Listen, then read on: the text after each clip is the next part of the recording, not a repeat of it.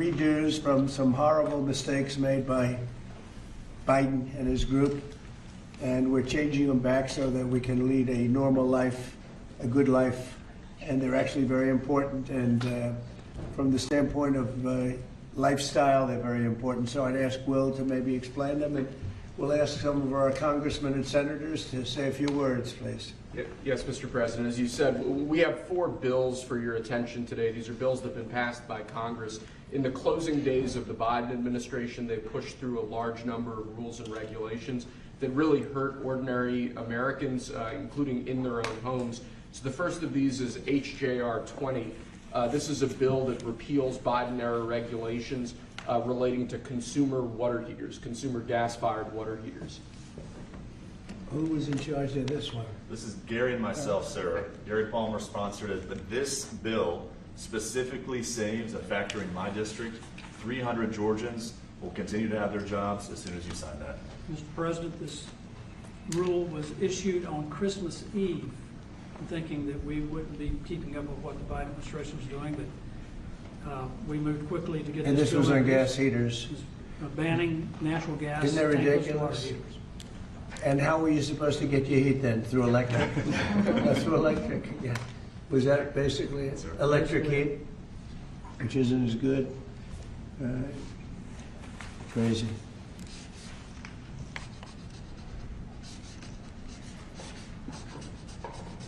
Hey, Gary, hold that up. Brian, hold that up. You guys were great. Thank you, Mr. President. No sense, just no sense. But in addition to that, you have a lot of workers that lose their job, right? Yes, sir. Right. 300 workers Crazy. saved because of you. Good, thank you. It's an honor. There's the Golden Dome, by the way, if you're interested. There's the Golden Dome. That'll save all your lives someday, maybe. Okay, good. Thanks, Brian. You hold it up. Next, Mr. President, we have House Joint Resolution 24. This is the same basic idea, but this relates to walk-in coolers and freezers and other refrigeration devices. Again, last-minute Biden-era regulation that hits ordinary Americans hard. What do they do? They put increase the in energy efficiency requirements for walk-ins, coolers, and freezers, and therefore putting an undue burden on businesses across the country. Everything from restaurants to pharmacies, hospitals. Were all To a point where it going to be didn't work. impacted. In other words, they made the restrictions so strong that it didn't work. And it was going to cost them so much money to actually meet the energy efficiency standards, which didn't really save much money. So this is going to actually help our small businesses across the country, Mr. President. Good.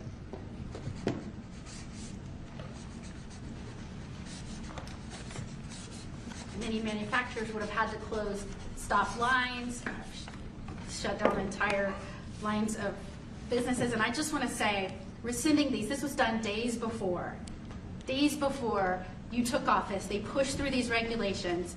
They didn't think about the cost to businesses. They didn't put American interests first. They didn't put American businesses first.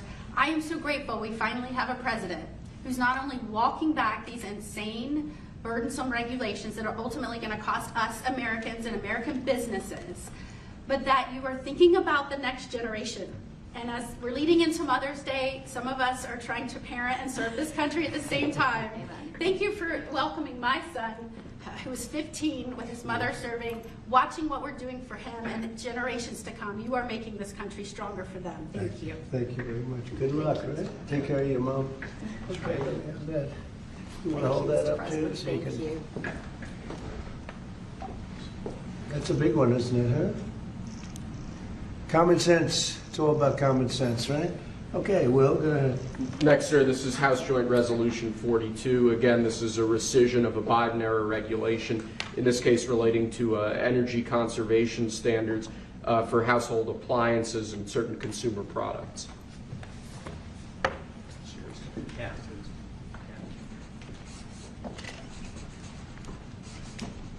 That's a good one. I know who's over there. I know who did this. Explain that, please. Sure. Look, this is helping fight inflation because the cost of the burden on appliance manufacturers is going to drive up the cost of them producing household products, which means that when you go buy a washer, dryer, any appliance, it was going to drive up the cost for consumers. It reduces consumer choice. But in the bottom line, we've been trying to fight inflation. This fights inflation. This takes the cost out of producing these products that Americans need every day. And when you add all this up, it's one regulation here, one regulation there. They always say it's de minimis, but when you add it all up, it costs a lot to American consumers, and this is fighting back. And it's not as good. And it's not as good. Not nearly as good, not nearly as efficient, and more costly. Other than that, it's wonderful.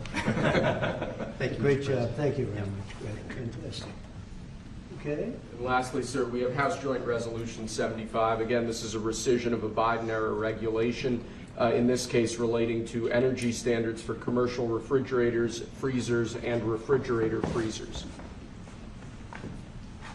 Do you have the sink one in here, the sinks and shower heads? We have an executive order on that coming for you later, sir. Yes, That's sir. coming when? Later this afternoon. Okay, good. You gonna be around later this afternoon? Good. Sinks and shower heads, where you buy a home and you have a new shower head and you don't get any water, the water doesn't come out of the sink, the water comes out of nowhere. What a shame, what a ridiculous waste. Okay, let me do this. Come here. Who's responsible for this, Will? This is mine, Mr. President. Oh, good man here.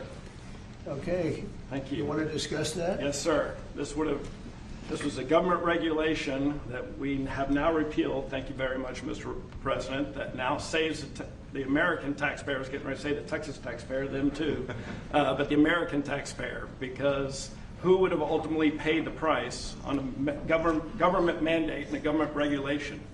The people of America. So you just say the American taxpayer money. So thank you very much. That's fantastic. Thank you. It's a great job. Okay, any questions? Mr. President, President, Caroline said today that the 10% baseline tariff on all countries is here to stay, Yeah. even after the deals are done. Does that mean that countries offering zero tariffs won't get reciprocity? You are going to always have a baseline. I mean, there could be an exception at some point. We'll see. You know, somebody does something exceptional for us. That's always possible. But basically, you have a baseline of a minimum of 10%. And some of them will be much higher, 40%, 50%, 60%, as they've been doing to us over the years. We had a wonderful deal yesterday. We have 4 or 5 other deals coming immediately. We have many deals coming down the line, and ultimately we're just signing the rest of them in. But we always have a baseline of 10%. And then specifically on the possibility of an increase in taxes on wealthier Americans, what do you say to conservative Republicans who argue that this is an increase on small business owners? Well, what we're doing is we're actually, if we ever did that, it would only be, and from what I hear, people would love to do it, rich people. I would love to do it, frankly, but what we'll do is that, you know, they'll go around saying, oh, this is so terrible. Would you do it? Is you're giving up something up top in order to make people in the middle income and the lower income brackets save more. So it's really a redistribution. And I'm willing to do it if they want. I would love to be able to give people in a lower bracket a big break by giving up some of what I have. But I'll tell you, a lot of people say don't do it because of the fact that you have the Bush statement about read my lips, but he lost because of Ross Perot. He didn't lose because of that statement. And then on the salt. But I don't think they're going to be doing it, but I actually think it's good politics to do it where richer people give up, and it's a very small, it's like a point, but they give it up to benefit people on a lower income. And then on the salt tax credits, Mr. President, there are some Republicans who say, why is it that these 45 other states should be paying taxes to alleviate the tax burden of New York or It's some of only these because coastal those states are behind, very badly behind, and those people were affected very badly. And, you know, the sad part is oftentimes they were affected badly because you had bad management in those states, like in California with Newsom and, you know, people. So you had some bad management. But that's being worked on now, and they may do a piece one way or the other.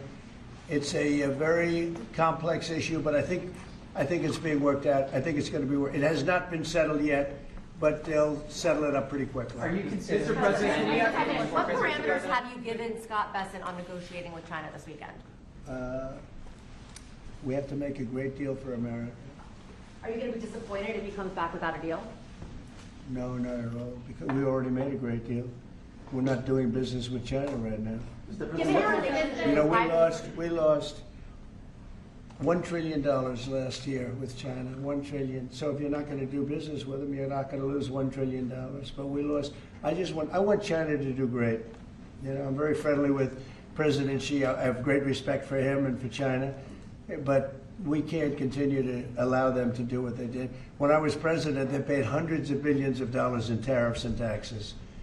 And then Biden screwed it all up. What he did to this country, between the border and between all of the other problems, the wars, everything, what he did to this country should never be forgotten. But one of the things he did is the trade was so bad and so imbalanced. So I think we're going to come back with a fair deal for both China and us. Have you given Besant a number of how low you're willing to go? Yeah, I am. What's the number? Is that the 80%? But I put out a number today, 80%, so we'll see how that all works out. Mr. President, the U.S. Embassy in Kyiv is warning right now about possible Russian significant attack on Kyiv. What's your message for Putin? I have a message for both parties. Get this war ended. We're losing 5,000 soldiers a week, Russian and Ukrainian soldiers, and other people also, by the way. And I say, get this stupid war finished. That's my message for both of them. Thank you very much. We'll see you in a little while. Thank you, Russ. We're heading out. Thanks, guys. Thank you. Right out through there. Thank He you. just came in to say hello. What did you discuss? Almost nothing. He came in to say hello. It was very nice, and I think he came in to thank me, frankly. I mean, I would say the primary reason, but he was very nice. He's a nice man, but I think he actually came in to thank me. Is he complying with ICE like you'd like to see? You'd have to ask Tom Homan. Mr. President, do you have a reaction to Bill Gates' comments yesterday that the cuts in USAID will lead to millions of deaths of children around the I world? don't know anything about his comments. Thank you. Thanks, guys. Thank you. Thank you. Let's head out. Thank you all. Thanks, guys. Thank you. Let's start moving. Thank you. Thank you.